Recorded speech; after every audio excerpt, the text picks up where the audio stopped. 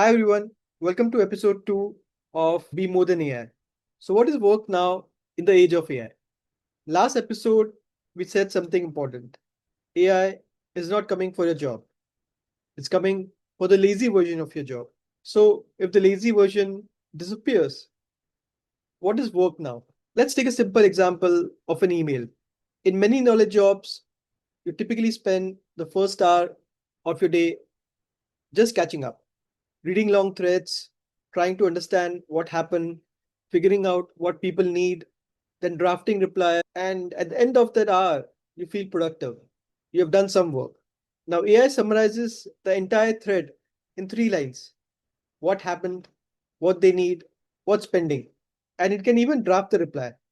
So that hour you spend reading and writing, gone, and nothing important was lost.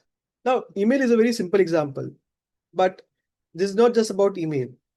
And this pattern is probably showing up everywhere in reports, in planning, in analysis, in code, and the exact details may differ, but the shift is more or less the same.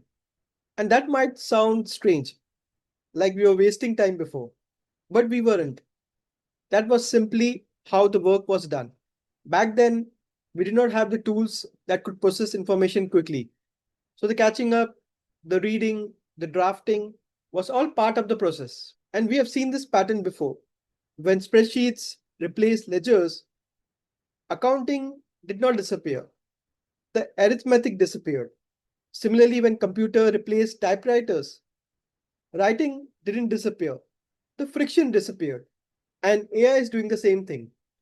Because if you look at it, the real work was never writing that email. The real work was deciding what to do about it. Reply, escalate, ignore, or pick up the phone and call your client. That moment of deciding, that's the work. And it was always the work. We just couldn't see it under all the friction. But now AI removes that friction and suddenly the real work becomes visible. So here's something to try. Write down what actually work means in your role. What are the things you do every day? And which of those are just keeping up? And which are those moments when you actually make the difference? And the list might surprise you.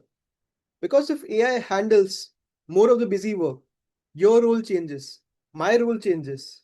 It's no longer about producing more output. It's about deciding what actually matters and deciding what to do next.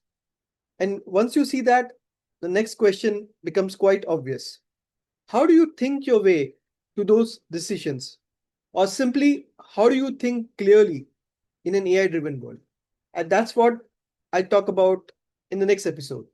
Till then, be more than AI.